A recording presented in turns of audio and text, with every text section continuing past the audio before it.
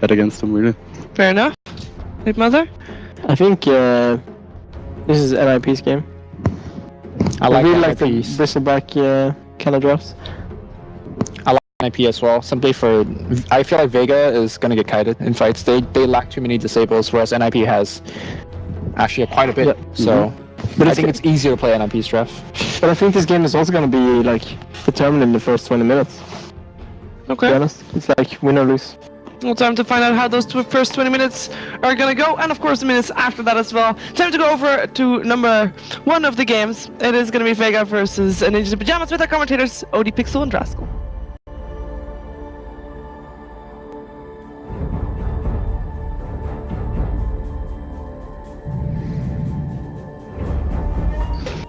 Indeed, hello and welcome back to Casting Desk here with myself, OD Pixel and Draskell. NIP versus Vega is going to be under the way very soon. We've just got a few DCs at the moment, so do bear with us. But Andy, well, what are we seeing? What are we seeing as they were putting emphasis on the fact that Max got his broodmother, and do they have the tools to deal with it? I think they do. I mean, you got Jakiro, you got Winter Wyvern, Bristleback's also fairly good in lane. We actually saw this matchup, I believe, one of the other days of Dream League, where it was Bristleback versus a solo Brood. And it just ended up more or less kind of free farming. His team ended up winning pretty handily without his help, but the matchup has been shown before that it can work, so I'm thinking that NIP have plenty of tools to deal with that hero in particular. Okay. However, Vegas still have very good teamfight potential. They have very good BKB carrier in the TA, so during the mid game, a lot of your support damage is going to be kind of negligible at best. And I think it's actually a lot easier to set up like kinetic field, static storms against this style of lineup, because even though you have a Tusk on NIP, you're not really able to go freely on a Disruptor against this style of team, especially have to worry about things like Omni Slash and relocates and any hero that can come in randomly and just kind of try to set things askew. But for the most part, I think it's kind of even. Just depends on who plays the better Dota, which is always a fun game to watch. Absolutely, I think kind of the teams as well. Going into this one, a lot of us predicted it to be 1-1. I think we're kind of expecting definitely a much more even level of play between the sides than we saw in the first series. Yeah, I believe so as well. I think NIP are still trying to find their footing here. Vega, they've been looking strong recently, and I actually myself said that I think that they would 2-0 this. But after having seen the draft from NIP, I think that they have a pretty decent shot. The thing about these types of lineups is you're going to have a position 1 Bristleback and a position 1 Shadow Fiend, which means you're going to have a mech carrier in mid, and you're going to have a Bristleback who can either go for Crimson or Pipe, depending on, you know, whatever your team calls for at that given moment. And then you have Jakiro Liquid Fire to be able to Death Ball. That is really, really scary, right? Like, how do you stop that 5-man push? If you get those auras out, You have like a Wisp, a Brood, and a Disruptor. None of those heroes stop pushes. They all push, well, Brood can push on her own, and then you have Wisp and Disruptor who can maybe find some picks. So I think that lane-wise, it's actually more emphasized for Vega to get more out of it than what NIP do. And I totally agree with what Lumi said. It's easier to play NIP's draft. Okay. Yeah. So it's the safer draft in I think it is, yeah. All right. And in terms of the draft and the lanes then, do you think there's going to be any kind of switch arounds here from either side in terms of getting the lanes that they want in this matchup? I think the only thing that Vega are looking for is to try to make sure they're stacking for the TA. Okay. I think that this TA is going to have to be massive. Like, no one has to have a phenomenal game. And if you can have maybe a pick or two with a glimpse on somebody during the early game and the Juggernaut, like, that's really high kill potential for any offlane that's going to be coming your way. So we'll see if NIP want to do a 2-1-2, or if they want to really focus on keeping that mag Broodmother down, because during the mid game, even if you're 5-manning a lot, a Brood is still going to be able to counter push, because you don't really want to go back and try to deal with that if you're just as 5, right? So you're going to look to NIP to maybe take an early Roshan, start pushing tier 1s, tier 2s, and then just assume map control. Like, that's the whole goal of their team. And they have a great lineup for actually breaching high ground on top of it, because we already mentioned they got Jakiro. Yeah. That thing is so broken. Like, I'm saying it right now, Jakiro is broken. Liquid Fire is way too good. Okay. It is way too good, because with just that one hero, doesn't matter what your lineup is, you can automatically push. So you can pick like 4 fighting heroes and a Jakiro, and you can push. And then you've covered all bases. Yeah, that's all you really need to do. Well, let's see if we can hopefully get this underway pretty shortly. Everyone's reconnected back on the side of NIP, so hopefully we'll be able to kick this one off. But I'm looking forward to seeing what both of these teams offer. And It's, yeah, I think as you said, it's going to be close, but NIP with a safer lineup, it's all going to be down to the execution at the start from Vega, how much space that Mag can create around the map, how safe he's going to feel pushing out the lanes as well, and how NIP react to that, whether they're going to send and commit heroes to deal with the Brood, or if they're going to look to just try and put and exert more pressure than the Brood can on his own. And that's how we're getting the go-ahead called by the side of NIP. Hopefully Vega will be able to suit, and we can get ourselves on with this one, just waiting for a reaction from Vega. And I think interesting to note as well, I believe both teams now, maybe NIP not, I don't think NIP are boot camping at the moment, are they? But at least Vega definitely are. Vega are. Vega I don't know are, 100% for NIP. I don't think, well I guess because, yeah, I don't think there would be. Would I mean, don't the majority of NIP live in Sweden anyway? Yeah, they're kind of local. And don't they have a team house or something? They do. But is it actually just for CSGO, or is it for their Dota I think it's for players Dota as well when it's needed, but I don't know if they'd be doing it now at this point. Probably just Vega. It's for all of them, okay, so we're getting confirmation we are. from 8 Mother, okay. They share the house, they share the beds, and they share the women. Here we go. Interesting. Right, we're in Vega versus NIP, ladies and gentlemen. Game 1 here of the 2-game series. And we are finally underway. Let's see what both of these teams are ready to bring to the brawl. And as we have said over and over again, this should be a lot closer than the first series today. We saw, of course, a couple of stomps really from the side of OG against Monkey Freedom Fighters. Looked a bit better for the side of MFF in game 2, but still not nearly as good as what OG have been showing us over the last 2 days. But Vega and NIP, a couple of teams that we haven't seen in the Dream League for at least a week after the quick break that we've had, so it's good to have them back into the fray and see how these guys end up doing here. Well, Vega did play yesterday. They did. Good point, Andy. Wait a minute, that doesn't sound right. I remember, yes. Yeah. I did cast that game, I think. You did, yeah. I did. I believe you were Who here. did they play against? 4 Clovers? Yeah. And they lost a game, in fact, didn't they? Yeah, 1-1. They did lose a game to 4 Clovers. Okay. That was the game where they picked Sven. I mean, I think it's kind of inconsistencies like that where Vega do slip up to teams that you maybe expect them to beat. But I think NIP have got every chance out, under the sun to at least take one of the games this series. It could very easily go 1-1. I really like NIP's draft this game.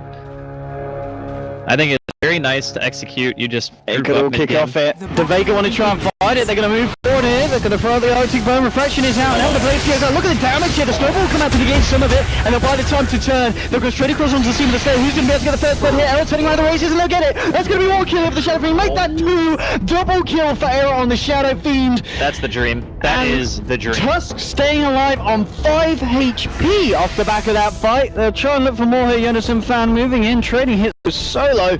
He's going to force the IO back, but indeed, that snowball there pretty much securing the dream start for NIP, and Havs can look for the quick road back to base with a cheeky little Sudoku. 2-0 for the side of NIP, and the fact that Era gets the double kill on the Shadow Fiend. He has a model at 30 seconds. You couldn't have a better start in the mid lane here on an SF. Alright, so typically this match ends up going kind of even. Like the Shadow Fiend farms, the TA farms. Eventually the TA will have kill potential on you if you don't have sentries, because traps can lead into a solo kill, but more often than not that doesn't happen in pro games. Usually just you de-ward mid around the time no one's gonna hit level 6, and then your SF is gonna be a-okay. Plus, they'll be able to stack pretty nicely. Starting off with 2 free kills, man, that is actually the best feeling in the world, is the Shadow Fiend. Yeah, and in terms of lanes, we've got that matchup that you talked about before. Top lane is going to be the Bristleback going up against the Solo Brood, and then down on the bottom we are going to have the Tusk and the Jakiro at the moment hanging around here. So just trying to deal with putting some pressure onto Pasha's Jug, and we'll see how that look out for the side. And House just trying to hit with Seema, forcing him back here on the disrupt. The shards are going to be there, and he's actually trapped up there. He could be in a lot of trouble. Jonathan Fans moving forward. They do have a snowball. They're going to use it. They bring in the dragon straight into the face of the disruptor. They'll lay down the fire and they'll find themselves a 3rd kill. NIP having the start that they certainly would have hoped for going into this lineup with this draft. Their dual lane in the offlane for NIP is very hard to go on, because Disruptor is a low damage dealing support for the first couple of levels. You use him as more of a, I'm gonna punch you if you're out of position hero, then I just want a straight up man fight. Sure, you got Juggernaut spin, and I think Pasha might even have to level spin in this situation, as he does put a 2nd point in, just to ensure that when another fight breaks out, he can try to contribute in some way, because otherwise the heroes are just too tanky. Like, Disruptor can't do anything on his own. And Tusk allows you to just go for that hard commitment, like straight away. You don't have to hesitate. As soon as you see the opening, you're just in. They'll get the kinetic field trap onto Seal Kid. Seema and Solo moving in. He should be fine in. Era's got a haste. Hang on, boys. You need to get yourselves the hell out of here. Era just moving in. He's looking for solo and he's going to find it there with the help of Zero Kid. Another kill for the side of NIP. Zuma drops down the field, tries to get himself out, but the shots are there and they'll block him off. They're beautiful. A killing spree for Era 2.5 minutes in. NIP picking up 5 kills across the board before the 3-minute mark. And this is just getting better and better for the Ninjas. Well, 3 of those 5 kills are going to Era. He even has an assist, so he's been involved in 80% of his team's kills so far. Not too bad at the 3-minute mark. He's going to hit 4 soon too. So he's already at the stage where Shadow Fiends are looking to try to get to make sure that they can just consistently hit their CS by having a lot of souls stored up from the Necromastery. And I think Era is being set up for a phenomenal game. And like Limp is doing a really good job up against the Brood. 6-3 on Mag right now. Compare that to 16-5 of Limp. I mean, it's this matchup you talked about, the fact that if played correctly, the Bristlebat's going to have no trouble farming his all in this lane, and he's also going to be putting the pressure on Mag, and meanwhile, we just kills happening everywhere. Bottom lane, Jug goes down. I actually don't even know how Jug is in this lane. He must have not been at full HP. Because typically, all you do is spin. If you're going to get snowballed, you spin, the stun doesn't land, the shards won't deal any damage, and there's no follow-up, because all the damage from Nip's offlane is magical. I actually have no idea how you can die that way, but it's still going to be a very, very Nip favored early game. It certainly is off the back of the momentum that they've found already. And well, we'll see them just marking around the bottom rune. There's going to be just IO bottling up an illusion. Era finds himself a bounty. And top lane, yeah, this farm on Limp. It's going to be very nice when it kind of comes to the point where NIP look to group up and go to the skirmishes. Mac at the moment just cutting out the creep wave. Just trying to find what he can and find it nice and far away from that scary Bristleback. Bristleback now picking up the treads. And mid lane CS, I mean, still no one farming fairly well. 23 for 9 on the TA compared to the 17 for 5 on Era. But it is this fact that Era, with those kills under his belt, feeling to be in the stronger position, and they're trying to move forward here with the Arctic Burn. Seal Kid see if he can get the harass down. Some fan moving very aggressively onto Pasha. There's a disruptor on the sidelines, and you've got Tusk coming back in for the side of NIP. Top tower is under attack. I'm not able to find anything, and I'm just getting some wards out here to keep tabs on the pull throughs that Vega may look for on the bottom lane. I think this safe lane for Vega is in so much trouble. Speaking of trouble, looks like Era's going to require a TP reaction here. But Mag, he's dead. I mean, this is see ya. This is how you play Bristleback against the Broodmother. Yeah, you dominate the lane, you find the farm, then you end up getting yourself a solo kill onto her. This is something very important to note. He actually started the game with Dust, and he also put a point into Goo at level 2. Like, he didn't wait it out. Pasha, he could be in trouble. Tusk is coming back in, and he's already used the Blade Fury. They're just going to try and turn Omni Slash. It actually did come out, but it was juked out by the snowball pickup. The kinetic field comes down, but it's not going to be enough to save the Juggernaut. Another kill here for the side of NLP, and they may just try and move in for more. Seeing the wall over the TP, and they haven't got anything to cancel it, so the Disruptor does get away. But NIP, I mean, I don't think anyone would have expected this amount of momentum from them 6 minutes into the game. This is just a huge... It's an early game stomp for sure. The thing is, the cores of Vega are still farming alright. Like, no one's got decent CS. Pasha has decent CS. Mag is farming alright. They have a couple of deaths, but it is manageable at this point. The one thing that we really have to keep track of are the supports right now in Vega. That's the part where they're suffering the most. Sema and Solo are both level 2 in a 6-minute game. You don't have Relocate for a real long time. You don't have Static Storm for a real long time. And that Jakiro is level 6. Like, Jonas and Fan, once he hits 7, that max liquid fire, they're just gonna start going and mowing down towers. Like, you gotta find some kills somewhere, pressure a little bit. They try moving on Ara, but he's, walks off, did actually have an invis rune there.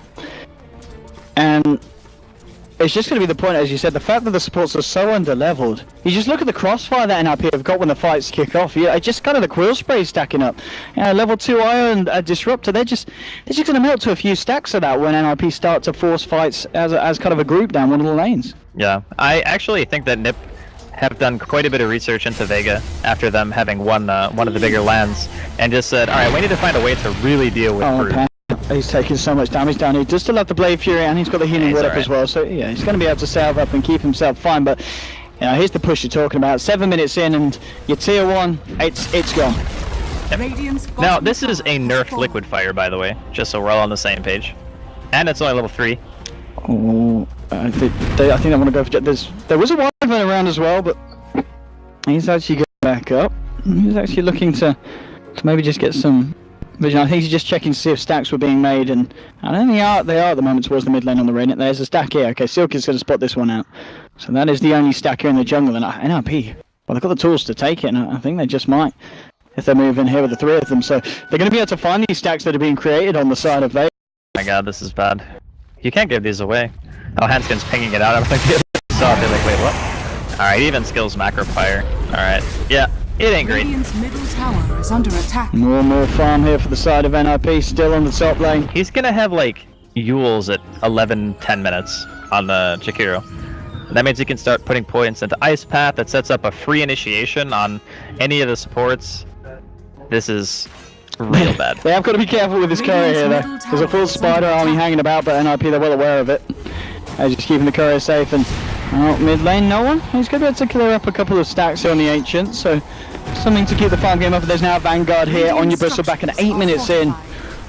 It's very, very scary for the side to fight into. We can see Era working towards what's going to be that mechanism, and Tier 1 in the middle lane. We saw them take down the Tier 1 on the bottom, and 7 minutes in, and they might even find a kill as well. Moving in onto no one. Hanskin trying to close the gap. He's got the snowball to do so here. Gets the stun. No one tried to turn him out. Hit forces Hanskin back, but no one just taking down so low. You can't do anything in these fights when there's 4 heroes running at him. And Seema the Slayer, he's going to be the casualty here. Trapped up by the shards. NIP move through. Hanskin now on a killing spree on this Tusk. 9 minutes in, 9 kills for the side, and NIP even wrapping around towards top. This is going to be a harder tower to find because obviously creep wave's been consistently cut off by Mag on the screen mother, but yeah, they can just man up and they only need one creep.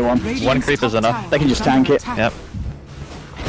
That's backdoor or no backdoor protection anyway. Oh yeah, no, yeah, not on the tier 1, so it's not an issue. If they want to keep pushing, it's probably not going to work. They've got to keep the range creep up.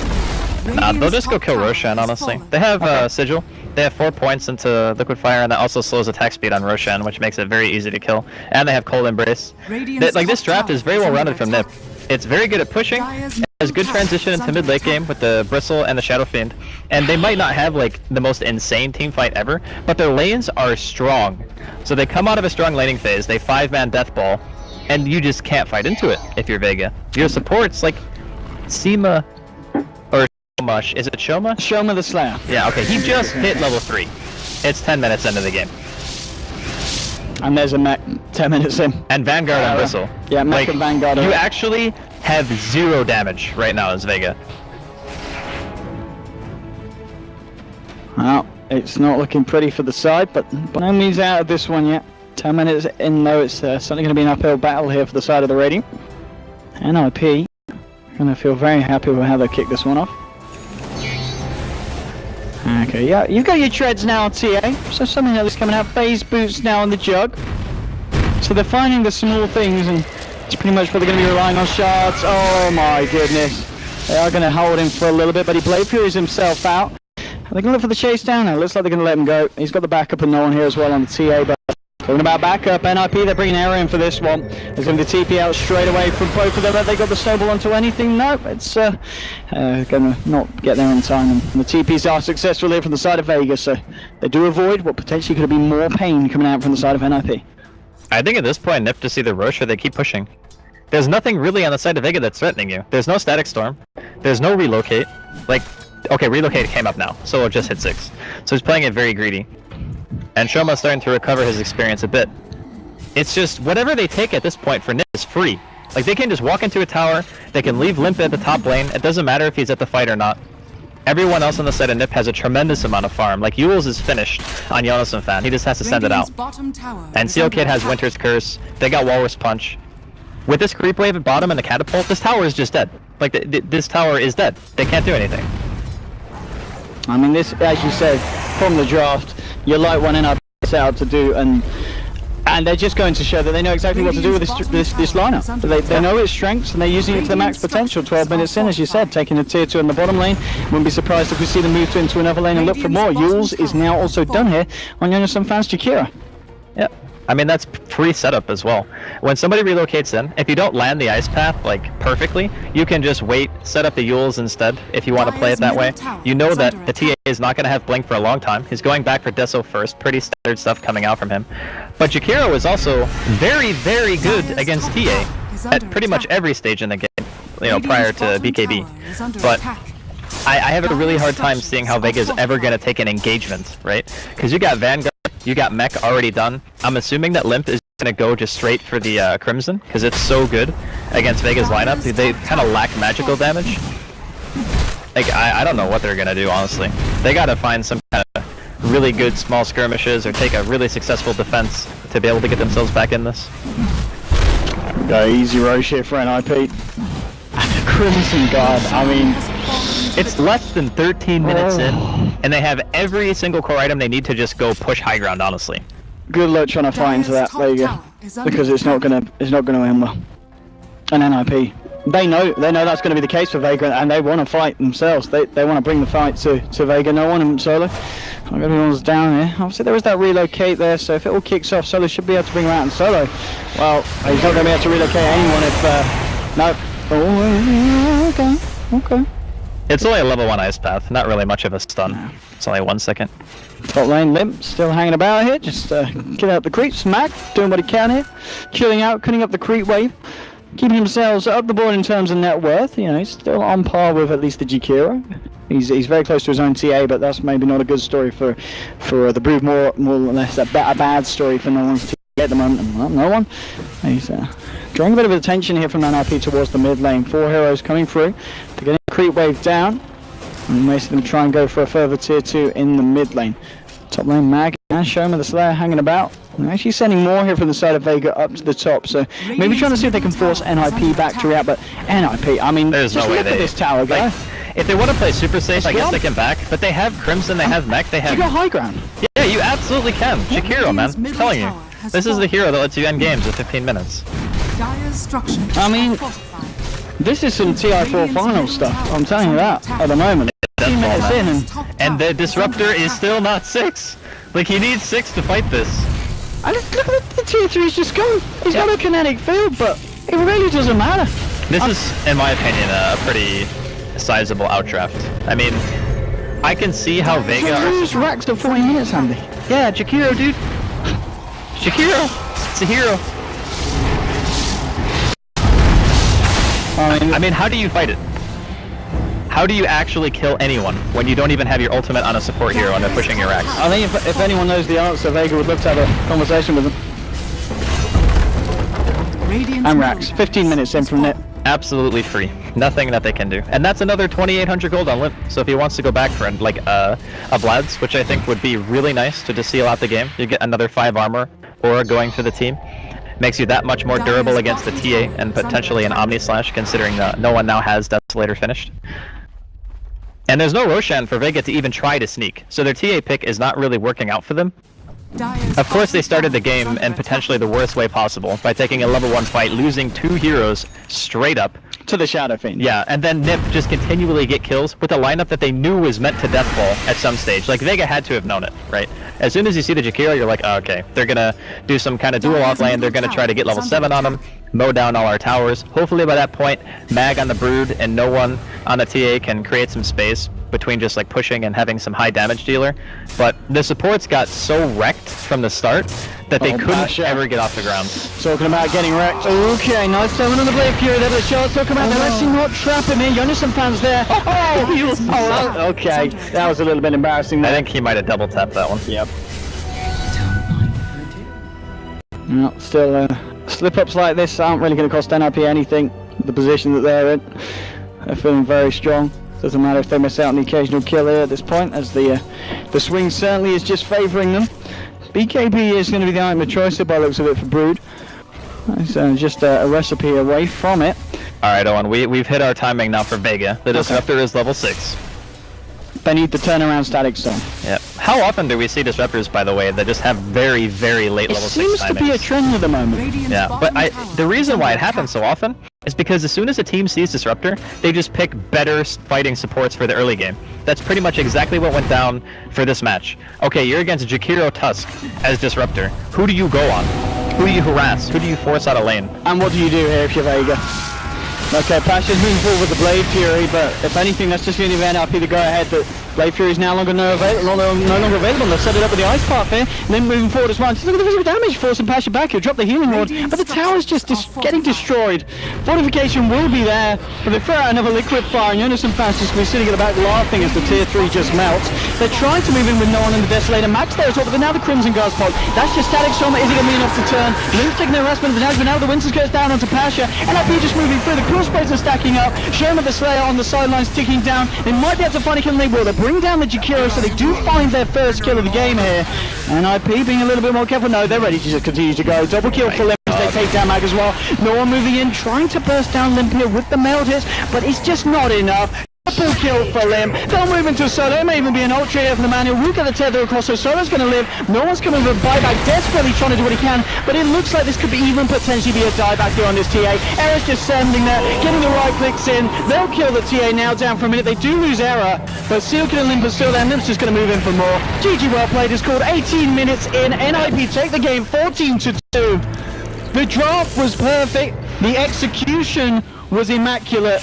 And They were 9-0 just at one didn't point. have any answers for what NIP were throwing at them. They didn't lose a hero until they started pushing high ground. That's pretty much how the game played out. Of course, if you have a game like this where you can look back and say, okay, we lost the fight in the river. You know, we lost a couple of heroes. We gave Era a double kill on Shadow Fiend at the start of the game. He had a 30-second bottle. Obviously, Vega had some execution problems in this game. There's no doubt about it. But if you get to the mid game and your supports are this far behind against a death ball, you can't win. Like, what good is relocate gonna do you when you don't have enough farm to backdoor yet? You don't have a tiny, right? So you're not like gonna be relocating and hitting a tier 3 at 15 minutes because you don't even have a tower left at that point. You're pretty much exposed on all 3 lanes of your base. And then it's like, we get Static Storm. The first time they use it, you could actually see where Vega's teamfight was coming from. You know, they were waiting for Nip to walk into them. They actually managed to kill the Jakiro, which if they had held there, would have allowed them to hold Rax because he was the one who did most of the damage to buildings at that point, because Era also died when they started diving. So the 2 heroes that are good at killing the base are gone. Maybe they could have somehow like brought themselves back into the game after that by smoking and finding a pick, but it was an uphill battle from like minute 0. It certainly wasn't, and I think that all shook a lot of people because I think people thought that Vega would at least be able to play at a similar level, but as you said... I said it was going to be a 2-0 for Vega. Yeah. They got wrecked. They really did. They've got to change it up for game 2. Yep. And we'll see what their answer is going to be then. Obviously, the Swedes, known for their meatballs after today, they're going to be known for their death balls. We'll be back for game 2, but first, a quick ad break. We'll see you in a bit.